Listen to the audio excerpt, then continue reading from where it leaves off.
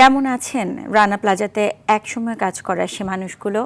কী বা অবস্থা সে রানা প্লাজার জানাতে সাভার থেকে সরাসরি যুক্ত হচ্ছেন সহকর্মী জিয়াউর রহমান। জিয়া জিয়া রানা প্লাজা ট্র্যাজেডির ১৩ বছর তো হলো, কি অবস্থা মানুষগুলোর, আর অবস্থার কোনো উন্নতি কি হয়েছে তাদের? আমাদেরকে বিস্তারিত জানাবেন।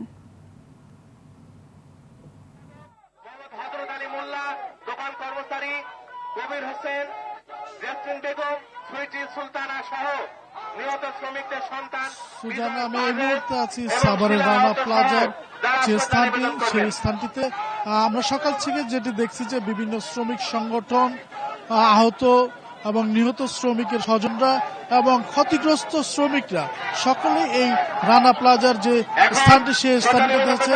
আপনি জানেন যে আজকে ১৩ বছর পূর্তি এবং ১৪ বছরের পদার্পণের দিন, এবং সকাল থেকে যেটি দেখেছি যে এখানে যেসব শ্রমিক নিহত হয়েছেন তাদের জন্য যে অস্থায়ী শহীদ বেদি রয়েছে সেই শহীদ বেদি তারা পুষ্পস্তবক অর্পণ করেছেন।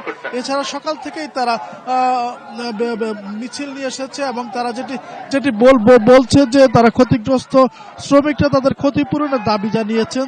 তারা বলছেন যে তারা এককালীন যে এক জীবনের যে ক্ষতিপূরণ সে ক্ষতিপূরণ চাচ্ছেন। পাশাপাশি তারা যেটি বলছেন যে তাদের পুনর্বাসন, যে রানা প্লাজার যে স্থানটি সেই স্থানটিকে সরকার অধিগ্রহণ করে এখানে একটি ভবন নির্মাণ করা হলে যে ক্ষতিগ্রস্ত শ্রমিকরা তাদের পুনর্বাসন করা হয় সেটি দাবি জানিয়েছেন। আমরা যেটি দেখছি যে এখানে সংগঠন এখনো শহীদ বেদিতে যে পুষ্পস্তবক অর্পণ করছেন সেটি করছেন। আমরা যদি একটু কথা বলি, কি দাবিতে আজকে আপনাদের এখানে আগমন? আজকে আমরা প্রথমত 14টা মামলা আছে, সেই মামলাটার সমাধান চাই এবং যারা নিহত হয়েছে তাদের জন্য আমরা উপযুক্ত বিচার চাই। আর রানা প্লাজা থেকে সোর্স করত 31টা ভ্যান, এর মধ্যে 12টা ভ্যান কোনো ক্ষতিপূরণ দেয় নাই।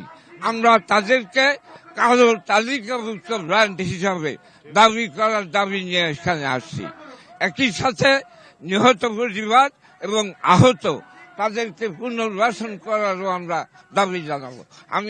তো আপনি যেটা শুনছিলেন যে এখানে যে শ্রমিক সংগঠনগুলো সে দাবি তুলে ধরেছেন। এছাড়া আহত এবং নিহতর পরিবারও এখানে উপস্থিত আছেন। তারা আজকে তারা সমাবেশ করবেন এবং এখান থেকেই তারা আসলে নতুন সরকারের কাছে তারা একটি দাবি জানালেন। বিগত সরকার তাদেরকে আশাহত করলেও নতুন সরকার যেন তাদের এই দাবিগুলো মেনে নেয় সেটি তারা প্রত্যাশা করছেন।